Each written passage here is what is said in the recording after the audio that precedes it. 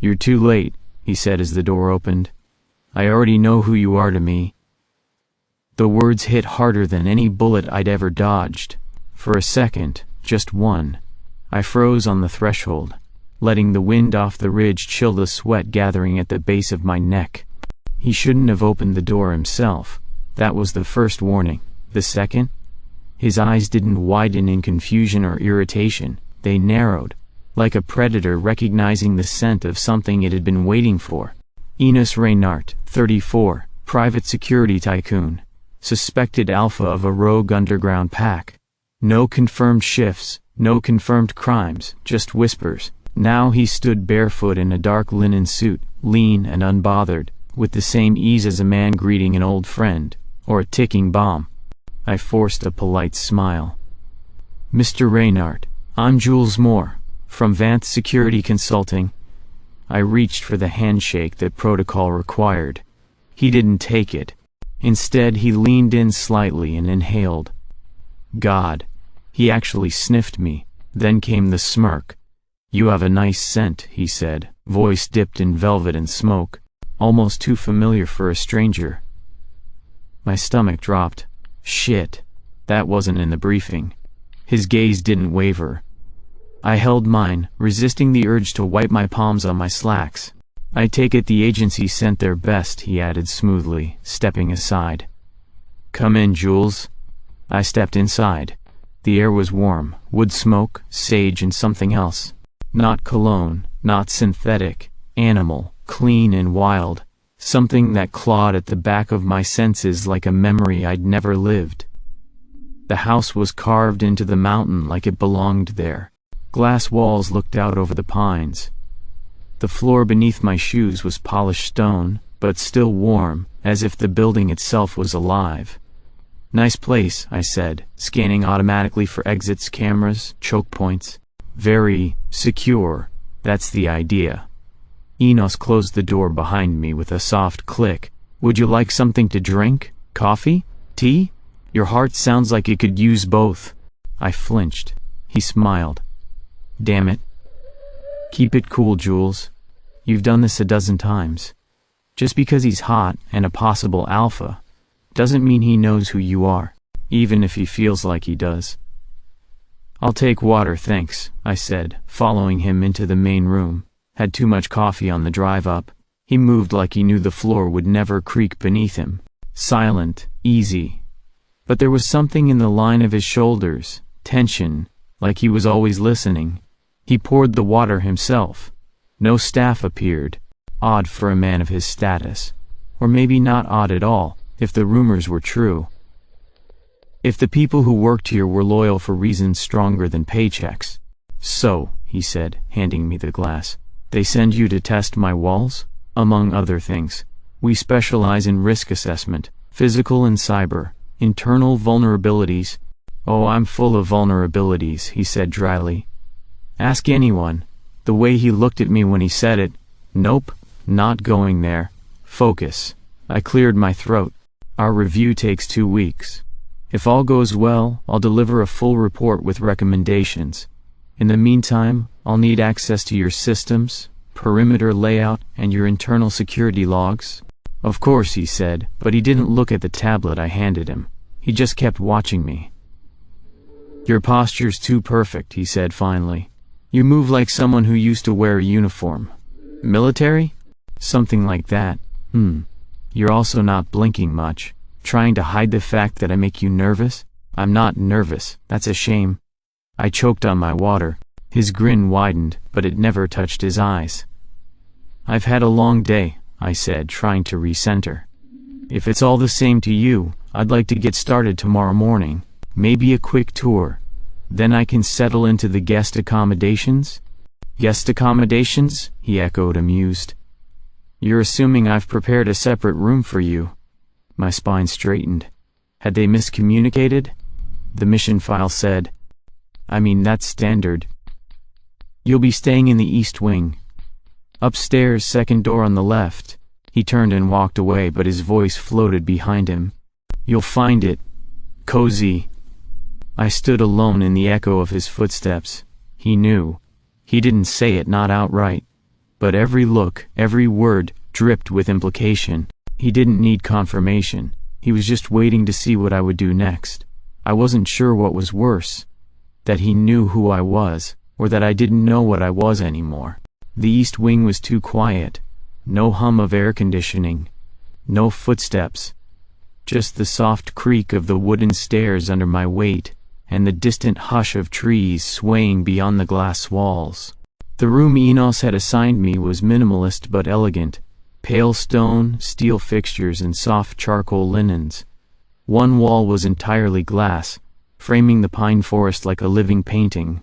If this was meant to unsettle me, it worked. I unpacked slowly. Not because I had much, just a backpack and the tools of my cover, but because I needed time to breathe, to think, to remind myself who I was and what I was doing. Jules Mori. Agent. Professional. Not someone who got thrown off by a smile and a scent. And yet, that scent lingered. Faint but impossible to ignore. Warm cedar. Rain-soaked earth. Something wild curled in the edges of it, pulling on instincts I didn't know I had. I showered, changed, then headed upstairs to meet the rest of his team. The office was a cathedral of glass and wood. Perched at the top of the house, it jutted into the treetops, open on all sides like a nest for someone too rich to be touched by the world below. There were no cubicles, just wide desks, real plants, clean screens. I counted only 4 staff, and then I saw her.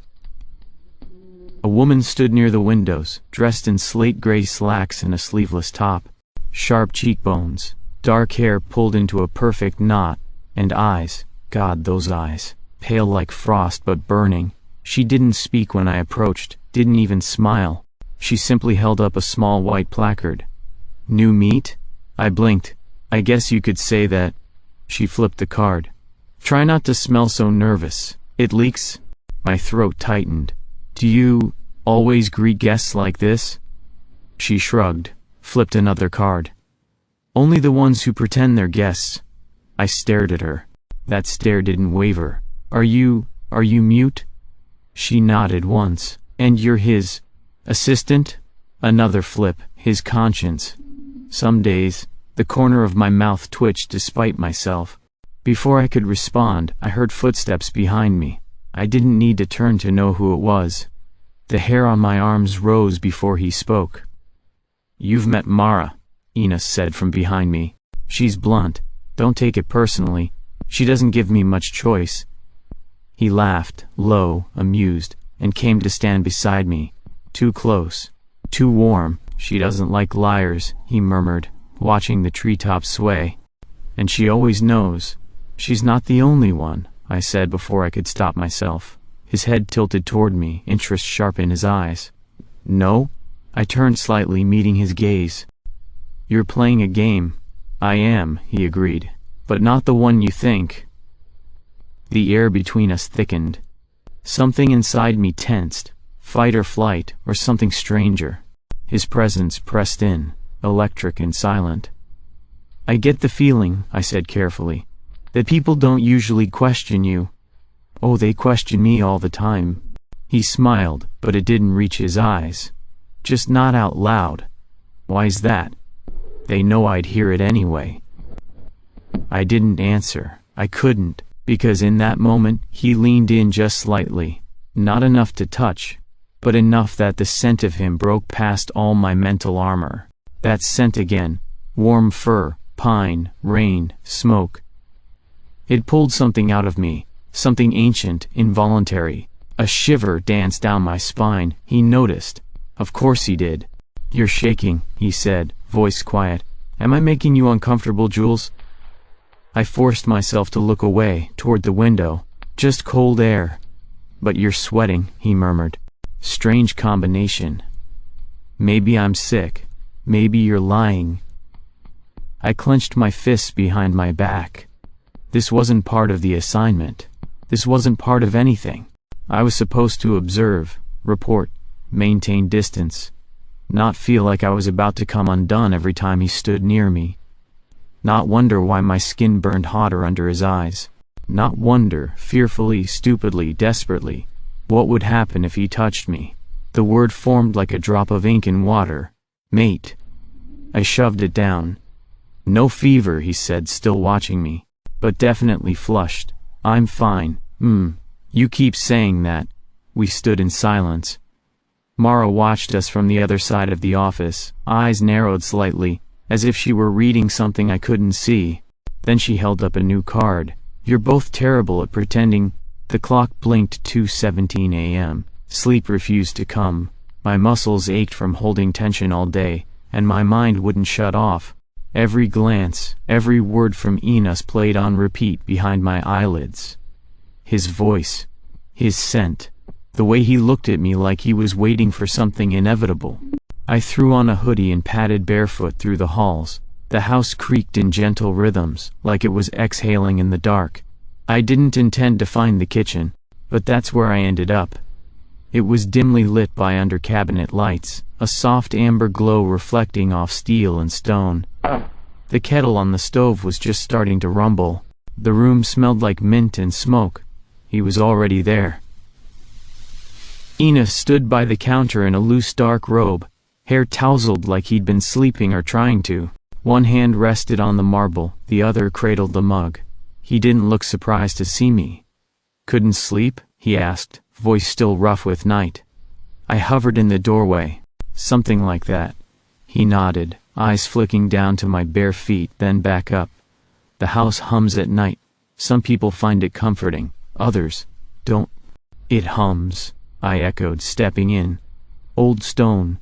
Wind in the beams. Or maybe the people inside it.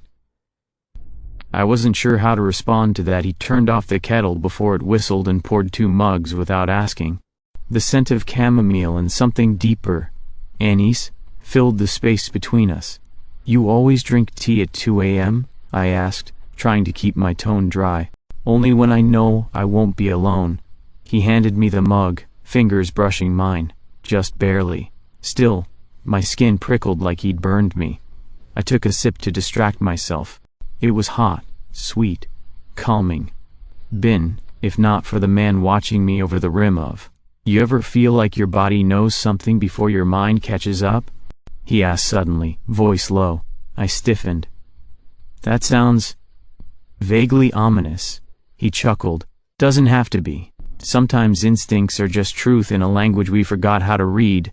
I looked down at my tea. Instincts can lie. They're not reason. They're reflex.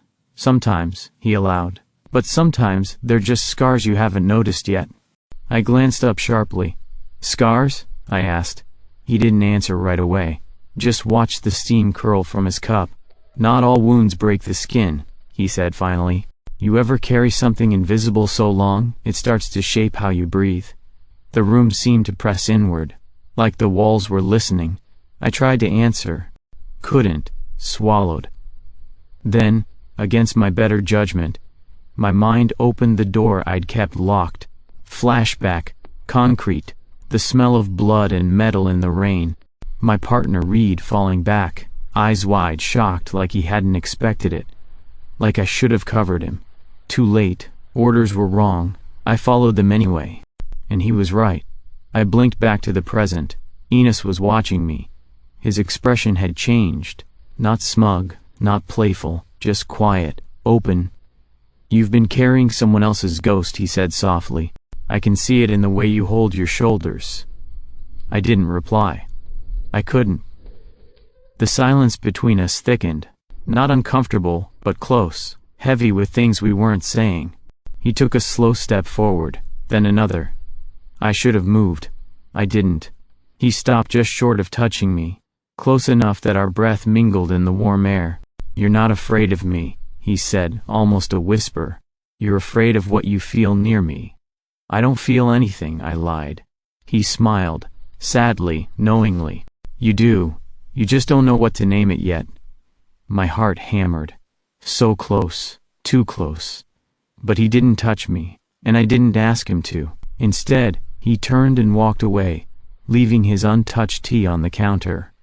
I'll see you in the morning, he said, voice already fading.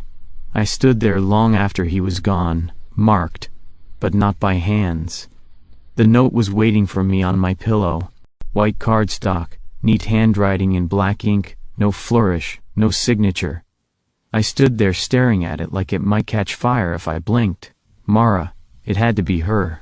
No one else would get that close without me noticing. No one else would dare. She hadn't spoken a word to me since our first meeting, but I'd caught her watching me from across the house more than once, eyes sharp as glass.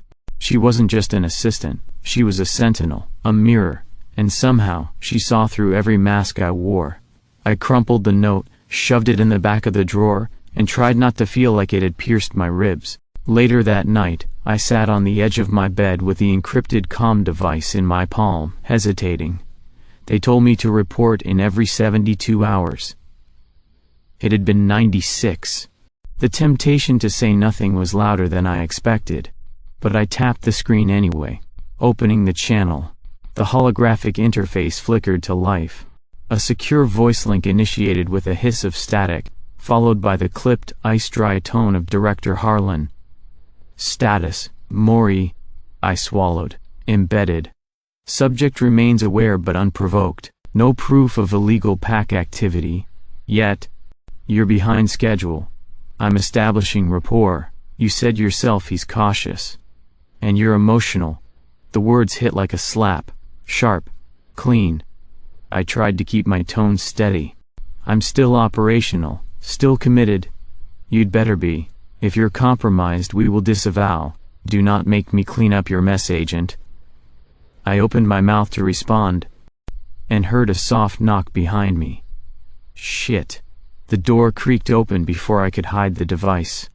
Enos stepped into the room, loose sweater, bare feet, shadowed eyes. I figured you were awake, he said quietly. I kept the device half concealed behind my leg, my body tense like a coiled wire. Couldn't sleep, I murmured. Again, he didn't move closer, didn't ask what I was hiding. His eyes flicked once briefly to my hand, then back to my face. You talk to ghosts at night? He asked. Or something else? I forced a dry laugh. Just insomnia. A pause. Then he said it like a whisper too soft to be casual. Don't be afraid. I froze. He took a step closer, gaze locked with mine. I'm not going to let you go, no matter what you're here for. It wasn't a threat. It wasn't quite a promise either. More like a statement of fact, the kind of truth that couldn't be negotiated or undone. My chest tightened, the device in my hand buzzed again, an alert, a demand, a command. I turned it off. Too late. He'd already seen enough, but he didn't ask, didn't accuse. He just watched me, quiet, steady. And I hated that it hurt more than if he'd yelled. Later, after he left without another word, I sat in the dark and tried to breathe through the pounding in my chest. He knows. He's always known. And still, he lets me stay. Why? Why doesn't he call me out? Why does he look at me like I'm something precious, instead of a threat? Mara's words rang louder than ever. He's waiting for you to break. But I was already breaking. And it terrified me that a part of me wanted to let it happen. The moment I saw the back of the man standing in the lobby, my stomach turned to ice. Tall, broad shoulders, close-cropped hair. He wore civilian clothes and a contractor's badge clipped to his belt, but I knew that posture. That jawline. That stillness. Tom. He turned before I could retreat, and his eyes locked onto mine like we were back in the field, reading each other before a single word was spoken. Jules, he said, voice flat. Long time. What the hell are you doing here? I asked under my breath, stepping closer. He smiled without warmth. I'm your backup, remember? Just checking in. Like a good partner should. You're not my partner anymore. No, he said softly, I'm not, but someone upstairs is nervous. Thought maybe you were getting in too deep. I glanced around. Enos was nowhere in sight, thank God. Mara stood across the room watching, as always. Tom leaned in. Let's walk. I didn't argue. We stepped out into the glass hallway that curved along the forest-facing side of the estate. Quiet, exposed. I didn't ask for backup, I muttered. You didn't have to, he said. The silence was loud enough. I stopped walking and faced him. "You're not here to help, you're here to drag me out." Tom looked at me for a long moment, then said it, low and even. "You feel something for him." I swallowed. "That's not your call." "It's not a call, Jules, it's a fact. You're compromised." "I'm not." He stepped in, voice rising. "You think I don't recognize the signs? The way you stand near him, the way your eyes shift when his name comes up? Hell, even your sense changed." I flinched. Tom's eyes narrowed. "So it's real then? You are connected to him?" "I didn't choose this," I snapped. "No. But you're letting it happen." He stepped back, running a hand through his hair. "You know what they'll do if they confirm it, right?" he said. "They'll burn you both. Publicly. No trial, no extraction. You'll be a liability and he'll be dead." I looked away. Tom exhaled sharply. "Come with me now. We fake a system failure, claim the mission's voided. You disappear, this all goes away." And for one awful second I wanted to say yes. I wanted to run. But my feet stayed planted. "I can't," I said. "Not yet." Tom stared at me like he didn't recognize me. Like he was watching someone else wear my face. "I thought I knew you," he said quietly. "But you're not the man who walked into that outpost with me 3 years ago." "No," I whispered. "That man died with Reed." His jaw tightened. I hated myself for saying it, for using that name. But it was already out. Silence stretched between us like wire. Then a new presence entered the hallway. I didn't have to turn to know. Enos. He stood at the far end, his expression unreadable, watching us. He didn't interrupt. He didn't ask. But something behind his eyes changed. I took a step toward him. Instinctive, foolish. He turned and walked away without a word. And it hurt more than I expected. Tom's voice was low. "So that's it, then?" I didn't answer, because I wasn't sure what it was anymore. The secure call came just before dawn. No pleasantries, no room for delay. Director Harlan's voice was as sharp as ever, but this time it had teeth. "You're out of time, Agent Mori." I sat on the edge of the guest bed, bare feet pressed to the cool floor. The comm device in my hand felt heavier than it should. "You were sent to uncover proof of illegal pack formation," she continued. "What you've delivered is exactly nothing. If you don't bring evidence within 48 hours, you're done." Disavowed. Understood? "Yes, ma'am," I said. But my voice was quieter than I intended. She noticed. "Do you need reminding what he is?" she snapped. "What you are?" Because I wasn't sure anymore. When the call cut off, I just sat there, unmoving, mind racing. Pulse dull in my throat. If I keep going, I'll betray him. If I stop now, I betray myself. Enos found me in the hallway, dressed for the outside, leather jacket, boots, gloves in one hand. He looked at me for a long moment before speaking. "You need air," he said simply. "Come with me." I didn't argue. He drove us deep into the woods in his battered old truck, along winding paths that weren't on any map. The silence between us was thick, but not hostile. When we arrived, I didn't know what I was expecting. But it wasn't this. A clearing, half hidden by brush and boulders. 5 small cabins ringed a central fire pit. A makeshift greenhouse to one side, solar panels glinting in the rising sun. People moved quietly through the trees, some carrying tools, others chopping wood, hanging laundry. They weren't soldiers, they weren't fighters. They looked like refugees. A woman with streaks of gray in her braid waved to Enos, who nodded back. "This is your pack?" I asked. He looked at me, brows raised. "You were expecting fangs and battle cries?" I didn't reply. He walked ahead, and I followed. "Most of them were cast out," he said. "Too old, too weak, wrong scent, wrong nature. They had nowhere to go, so they came here, and you took them in." "I didn't build a pack," he said. "I built a place." He stopped by the fire pit, turning to face me. "No oaths, no blood pacts. They stay because they choose to." I searched his face. But you're still their alpha. I don't give orders, he said. I give protection. There's a difference. I looked around again. The simplicity, the peace. It clashed violently with the reports I'd read. Dangerous, subversive, rising threat. It wasn't a militia, it was a home. Why show me this? I asked. Because the part of you that's still loyal to the people who sent you needed to see what we really are. Not what they want you to believe. I looked down. He stepped closer. Instinct is powerful, he said. But not absolute. You can choose to follow it. Or not. That's what makes us more than animals. His voice softened. Even the bond between us. It's not a sentence. You don't owe me anything. Not because of instinct. Not because of fate. The words landed hard. No pressure. No demand. Just choice. And it broke something loose inside me. By the time we returned to the house, I already knew what I had to do. I stood in the entryway, breath caught in my throat, and finally turned to him. I need to talk to you, I said. He stopped at the top of the stairs watching me. His expression was unreadable, but still open, still waiting. I took a step forward, and for the first time since the mission began, I let the lie start to crack. I haven't told you the truth. The house was quiet, too quiet. Everyone had gone to bed hours ago, except me.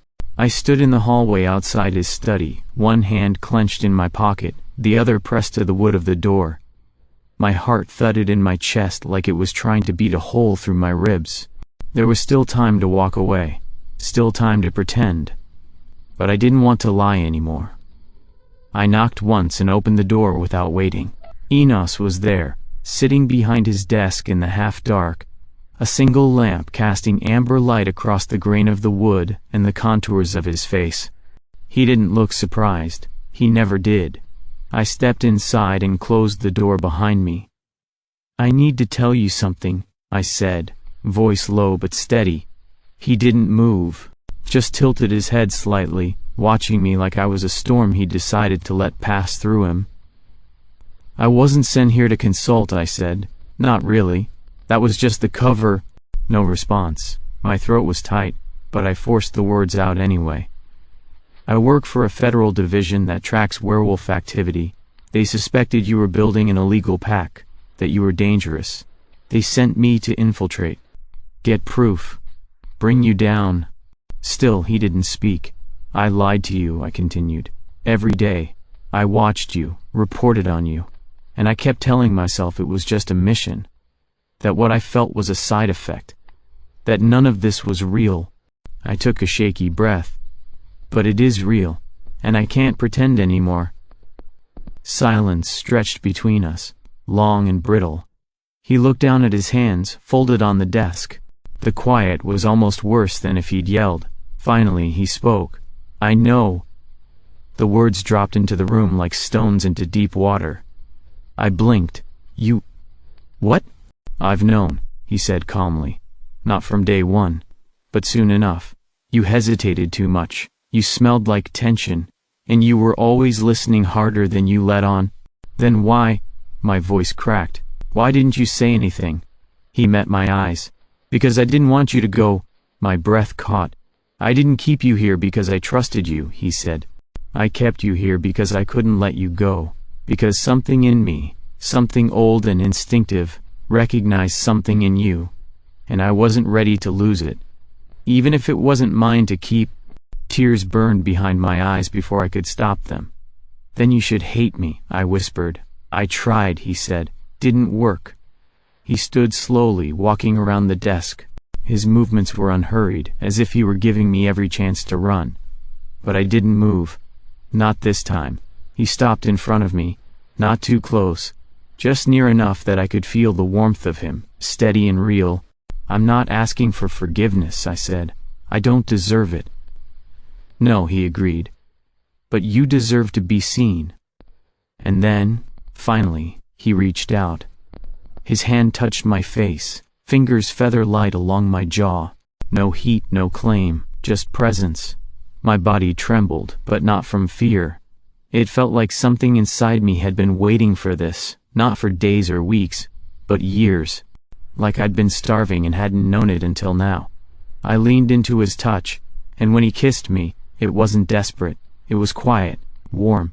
The kind of kiss that didn't try to take, only offer.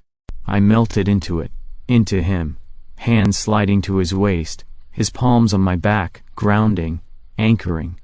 We moved together like we already knew the steps, like we dreamed them separately and just now remembered we'd been dreaming the same thing. Clothes were lost gradually, no rush, no tearing, just skin against skin, breath against breath.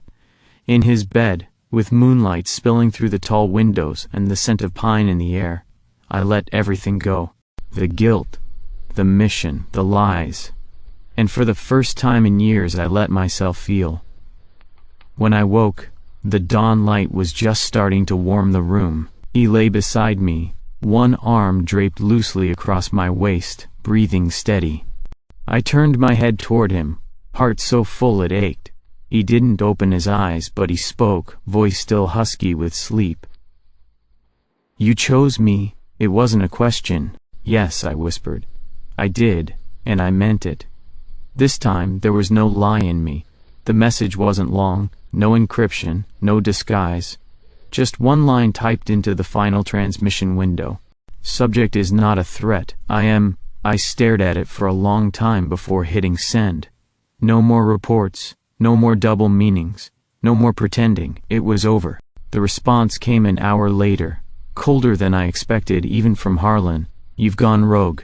This is your final warning." No signature, no offer of retrieval. Just the flat promise that I'd crossed a line I couldn't uncross. I closed the device and placed it in the fire pit behind the house. Watched it burn until even the metal curled inward like a dead spider. Ashes to ashes. They couldn't arrest me. Not legally. Not without exposing everything. Enos hadn't broken a single law. No force shifts. No aggression. No military formation.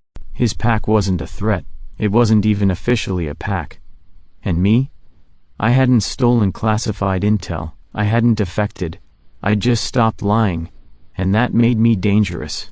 Tom showed up the next morning. No truck, no badge. Just him, walking up the long gravel road with tired eyes and a folded piece of paper in his hand. We met halfway between the house and the tree line. He looked at me for a long moment. No anger this time, just sadness. "You know what they're saying," he said quietly. "That you broke. That he turned you." "I didn't break," I said. "I woke up." He nodded like he'd been expecting that. "I handed in my resignation," he added. "This morning. That hit harder than I expected." "You didn't have to do that," I said. "I know," he said. "But I couldn't stay after what I saw. After what I felt." He handed me the folded note, but didn't stick around to watch me open it. He just said, "I hope he's worth it." And then he turned and walked away. I opened the note hours later, sitting alone on the porch with Enos somewhere inside, humming while he fixed the hinge on the front door. Tom's handwriting was sharp, precise. "You deserved something more than orders. Maybe now you'll finally let yourself take it. I hope he gives you peace. Even if it's not me." I read it twice, then folded it carefully and placed it in the drawer of the nightstand. I wasn't ready to throw it away, not yet. But I wasn't going back either. That bridge was gone. And the fire that took it? I lit it myself. The building wasn't finished, but it already felt like something real. It stood on the edge of the clearing, where trees filtered golden morning light, and the air smelled like cedar and fresh-cut wood. A long structure with open walls, high beams, and a central hearth that hadn't been lit yet. They called it the house, but it wasn't just shelter. It was ours. No gates, no fences, no Alpha's throne, just a wide space with tables, chairs, blankets, tools, books, and windows that let the forest in. A place where no one was required to kneel to anyone. We weren't just wolves anymore. There were humans here too. Those who'd stumbled into the supernatural and hadn't run screaming. Some were old agents like me, tired of lying. Others were kin, family of wolves, half-bloods, or just people who wanted somewhere quiet to start over. A few came broken, more came angry. But all of them came willingly. That was the rule, the only one that mattered. Mara was the first to arrive every morning. She never smiled, but her presence was grounding, like a stone at the center of a river, calm, steady, impossible to move unless she chose it. She'd claimed the whiteboard in the central hall as hers. At sunrise she wrote a new phrase on it every day, small lessons, sometimes funny, sometimes sharp, but the first one never changed. It stayed in bold black ink, written in her even, spare handwriting. You are more than your instinct. Every person who stepped through the threshold saw those words. Some laughed, some flinched, but they all read it, and they kept coming back. I didn't expect to become useful here. Honestly, I thought I'd be a shadow in the background, quietly grateful, quietly healing. But Enos had other ideas. You've worked with the most paranoid people in the country, he said one morning, handing me a stack of old blueprints. Help me make this place safe, but not fortified. I want people to want to stay, not feel trapped.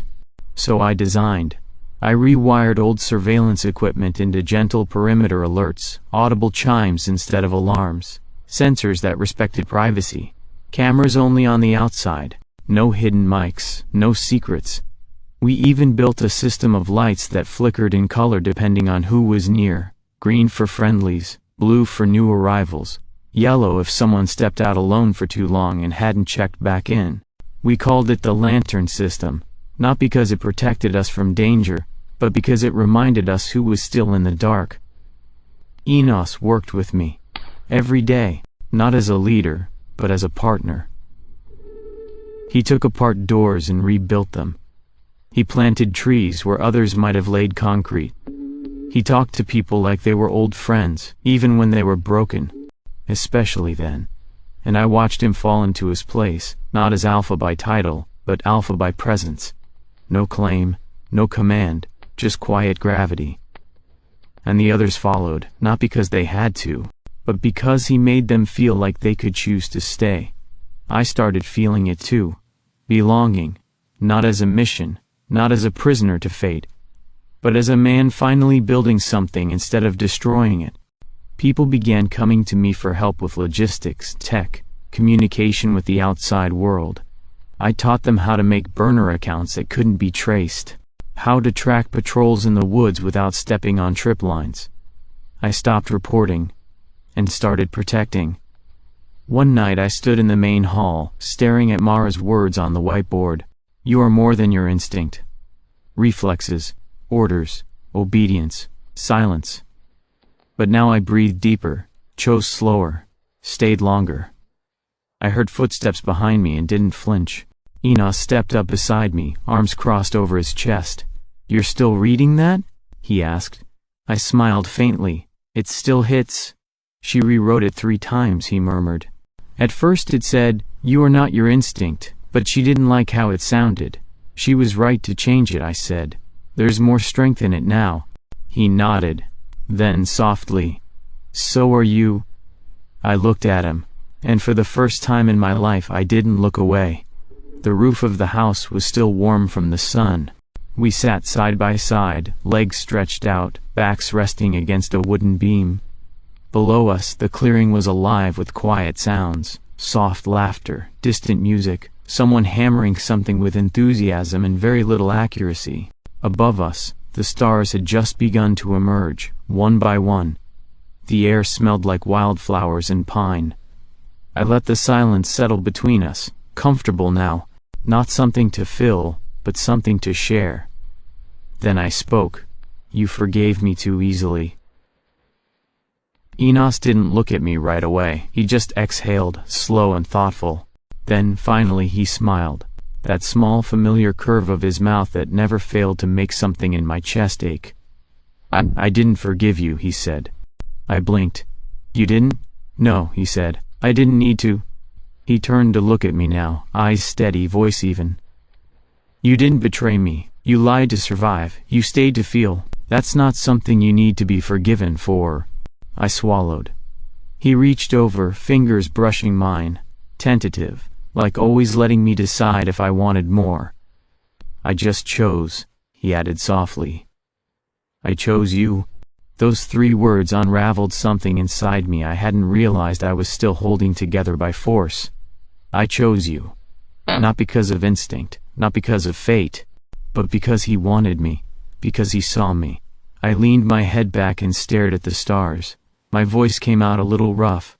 I was trained not to trust my feelings, not to follow them, especially not something like this. I know, he said. But I do, I whispered. Trust them now. Trust you. And that scares the hell out of me. Enos let out a breath of a laugh. Good. I turned to look at him, brow raised. He smirked. Means it's real. If it didn't scare you, it wouldn't matter. I laughed too. Quiet, honest, whole. For the first time, it didn't feel like I was at war with myself. The guilt had softened. The fear still there but quieter. And in its place was something steady. Not fireworks, not fate, just warmth, quiet and chosen. I'm not going anywhere, I said finally. He nodded, then rested his head lightly against my shoulder. The night deepened around us, the stars brighter now, the wind gentle in the trees. No orders, no masks, no lies. Just 2 people, sitting on a roof, holding something they'd built together, not out of obligation or destiny, but out of choice. And for the first time in my life I knew that was stronger than instinct could ever be.